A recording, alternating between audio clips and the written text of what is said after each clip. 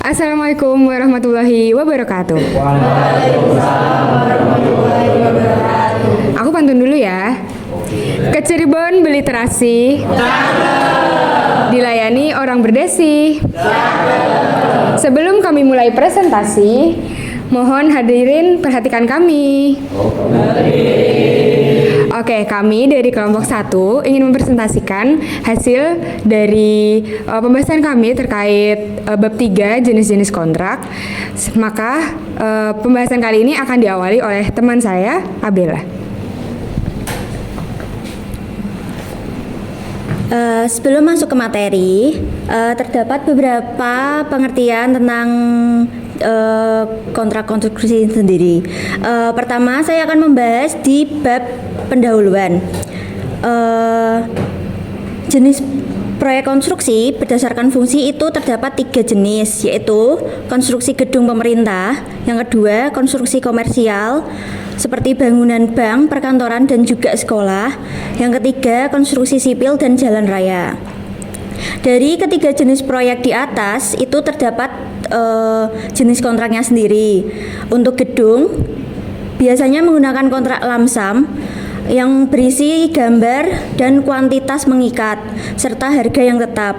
Yang kedua, konstruksi sipil dan jalan, terdapat kontrak harga satuan yang berisi gambar dan kuantitas yang dapat berubah, dan juga ada rekayasa lapangan. Dari segi sumber dana, proyek konstruksi dapat dibiayai oleh dana pemerintah yang biasanya melalui proses pelelangan kompetitif dan sesuai prosedur resmi, serta dana swasta yang proses pelelangannya bisa dinegosiasikan berdasarkan aturan pemilik proyek dengan atau tanpa jasa konsultan perencana.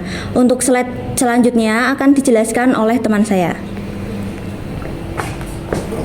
Oke, selanjutnya kita masuk ke jenis-jenis kontrak. Yang pertama ada kontrak berdasarkan organisasi pelaksanaan. Kontrak berdasarkan organisasi pelaksanaan diatur menurut fungsi dan keahlian masing-masing bagian pengelolaan, dengan koordinasi serta tanggung jawab yang dikontrol sesuai bidangnya. Dalam hal ini, kontrak dibedakan menjadi metode kontrak umum, yaitu kontrak terpisah dan swaklola. Pada metode kontrak ini, semua biaya harus sudah diidentifikasikan sebelum kontrak ditandatangani. Untuk selanjutnya dijelaskan oleh teman saya Albertus. Ya, untuk selanjutnya ada jenis kontrak metode rancang bangunan atau design and build. Metode rancang bangunan atau design and build umumnya digunakan untuk proyek industri atau proyek dengan karakter umum. Sistem ini ditangani oleh satu perusahaan yang mengelola sekaligus proses desain dan konstruksi. Estimasi biaya dalam metode ini bersifat konseptual karena disusun bersamaan dengan tahap desain dan pelaksanaan.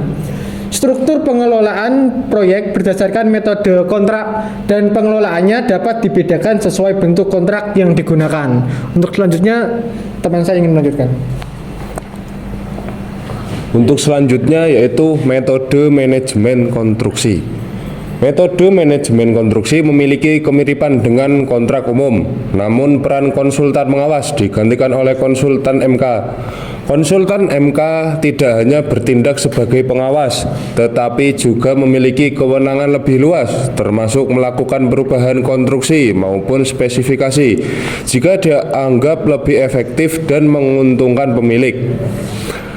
Biaya pada sistem ini ditentukan sebelum pelaksanaan, tetapi masih dapat dievaluasi kembali bila diperlukan selama proses berjalan. Untuk selanjutnya akan dilanjutkan oleh teman saya. Oke, selanjutnya itu ada struktur jenis kontrak. Yang pertama itu ada kontrak umum yang pemilik proyek menunjuk kontraktor utama, terus kontraktor utama mengatur kontrak terpisah dengan pekerja dan supplier, dan yang terakhir itu konsultan pengawas berperan mengontrol pekerjaan di lapangan. Yang kedua itu ada kontrak design and build, rencana rancang bangunan. Itu pemilik proyek menunjuk satu pihak sebagai konsultan sekaligus kontraktor. Pihak ini bisa mengerjakan sebagian sendiri, sebagian lagi lewat subkontrak atau supplier. Itu yang ketiga itu lebih efisien karena desain dan pelaksanaan ditangani satu pintu. Terus yang ketiga itu ada kontrak manajemen konstruksi. Pemilik proyek bekerja sama dengan konsultan manajemen konstruksi. MK bertugas mengelola kontraktor utama, subkontraktor, serta supplier. Yang terakhir itu lebih fleksibel karena MK bisa memberi masukan atau perubahan demi efisiensi. Selanjutnya akan dijelaskan oleh teman saya. Baik, selanjutnya adalah kita masuk ke jenis kontrak yang lain, yaitu turnkey method atau metode putar kunci.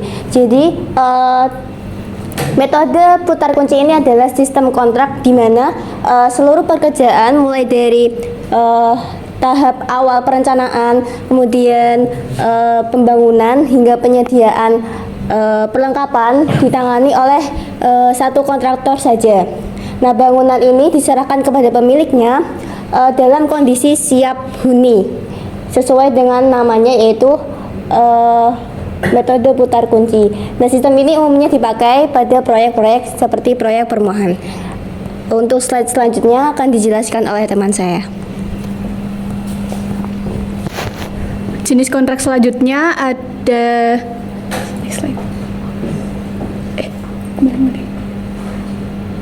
fast tracking method atau metode jalur cepat, di mana perencanaan dan pelaksanaan proyek dilakukan secara tumpang tindih agar proyek selesai lebih cepat. Lalu dalam metode ini pekerjaan tertentu dapat dimulai meski perencanaan keseluruhan belum selesai, sehingga memungkinkan adanya banyak kontrak untuk satu proyek. Misalnya kontrak khusus pekerjaan pondasi, lalu kontrak struktur atas, dan lainnya, bahkan dengan kontraktor yang berbeda. Selanjutnya akan dijelaskan oleh Eksa. Oke, untuk selanjutnya adalah international contract method atau metode kontrak internasional. Kontrak internasional ini digunakan ketika tender diikuti oleh kontraktor asing maupun kontraktor besar dalam negeri. Umumnya diterapkan pada proyek yang berskala besar dengan lingkup pekerjaan luas dan penggunaan peralatan berat dalam jumlah yang banyak. Sistem ini memakai standar kontrak internasional seperti FIDIC, ASTM, BS, dan JIS. Untuk selanjutnya akan dijelaskan oleh teman saya. Lalu yang selanjutnya ada jenis kontrak berdasarkan cara pembayaran, yaitu yang pertama kontrak harga satuan atau unit price contract. Kontrak harga satuan adalah sistem kontrak di mana kuantitas pekerjaan pada awalnya hanya perkiraan dan akan diukur ulang sesuai realisasi di lapangan. Pembayaran dilakukan berdasarkan volume pekerjaan nyata dikalikan dengan harga satuan yang telah ditetapkan dalam penawaran. Dengan demikian, volume pekerjaan menjadi dasar utama pembayaran. Bentuk kontrak ini dapat berupa daftar harga satuan atau list of unit price, di mana hanya harga satuan yang ditawar tanpa kepastian volume, serta daftar kuantitas pekerjaan atau bill of quantities, di mana volume pekerjaan sudah dicantumkan dalam dokumen tender, sehingga kontraktor hanya fokus pada harga. Lalu selanjutnya akan dijelaskan oleh teman saya. Oke, berdasarkan cara pembayaran juga terdapat jenis kontrak dengan tambahan biaya atau cost plus fee.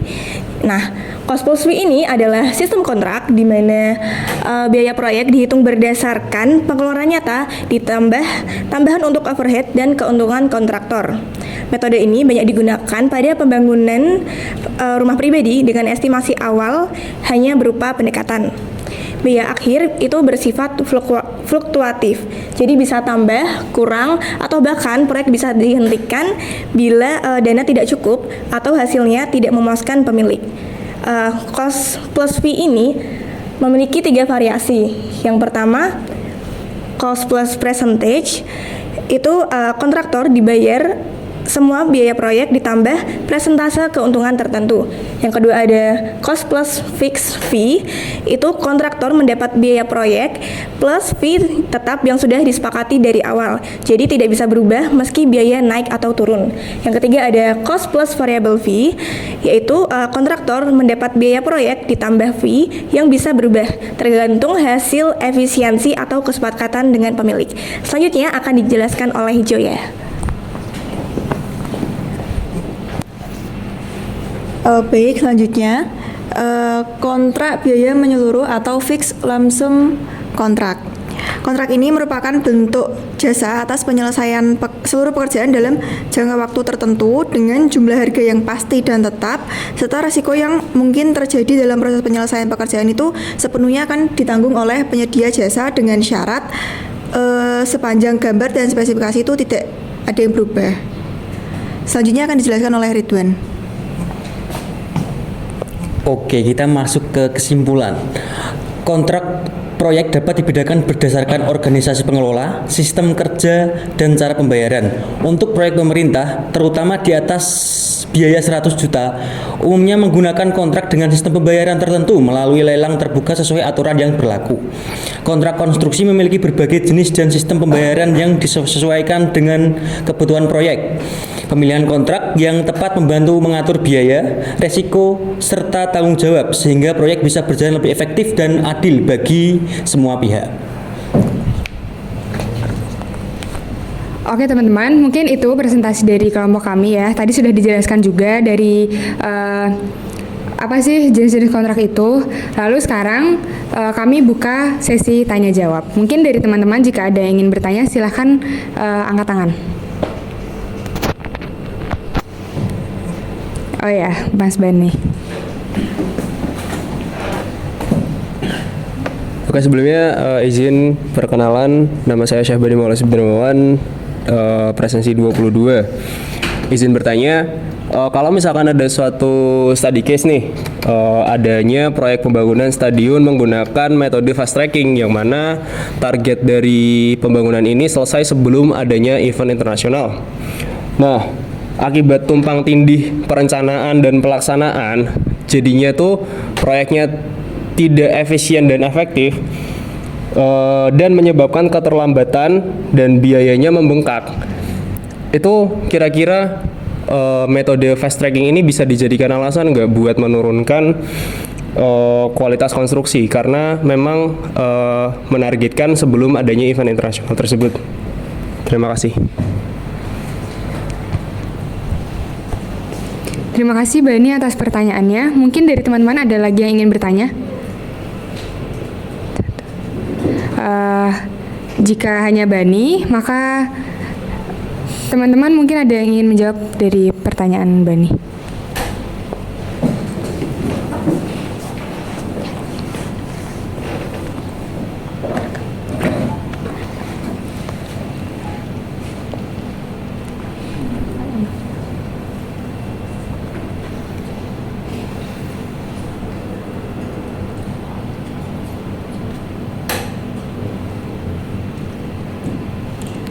Mungkin dari kelompok kami akan menjawab pertanyaan dari Mas Bani.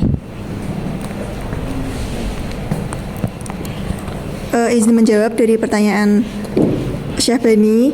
Jawabannya itu tidak bisa. Kita nggak bisa menjadikan percepatan waktu itu sebagai alasan buat mengorbankan kualitas konstruksi ya, karena itu berpengaruh terhadap keselamatan dan keamanan dari pengguna bangunan tersebut. Kemudian izin dari membangun bangunan dan bangunan tersebut bisa dipakai orang banyak kan juga ada standar dan regulasinya juga. Kemudian itu juga akan berdampak panjang juga, karena nanti pasti dampaknya ada di biaya perawatan yang mahal, kemudian bisa ada kerusakan struktural yang tidak terprediksi. Kemudian itu juga berpengaruh besar kepada reputasi dan citra dari penyedia jasa, karena ya tadi kan proyeknya kan juga stadion, itu kan pasti sangat besar juga ya dari kontraktornya. Nah, kalau untuk memastikan bahwa fast tracking itu untuk memastikan bahwa kita bisa pakai fast tracking tapi kualitas tetap terjaga, itu Berarti di awal kita harus melakukan perencanaan yang matang. Kemudian saat pelaksanaan juga harus ada pengawasan yang cukup ketat juga. Kemudian harus ada komunikasi yang baik dari pihak kontraktor ataupun kalau misalkan ada subkon juga komunikasi harus terjalin dengan baik. Kemudian penggunaan teknologi juga cukup membantu kalau misalkan mau membangun sebuah bangunan dengan jalur fast track itu.